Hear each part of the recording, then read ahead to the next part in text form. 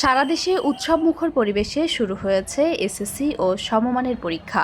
মঙ্গলবার প্রথম দিনের পরীক্ষায় অনুপস্থিত ছিল 25,408 পরীক্ষার্থী। এদিন বহিষ্কার হয়েছে 6 পরীক্ষার্থী। আর দায়িত্ব অবহেলায় শাস্তির মুখে পড়েছেন এক শিক্ষক। আন্তঃশিক্ষা বোর্ড সমন্বয় কমিটির সভাপতি প্রফেসর ডক্টর খন্দকার ইহসানুল কবির স্বাক্ষরিত এক বিজ্ঞপ্তিতে উঠে এসেছে এই চিত্র। অনুপস্থিতির পরিসংখ্যান বলছে, সাধারণ 9টি বোর্ডে অনুপস্থিত ছিল 11,890 জন।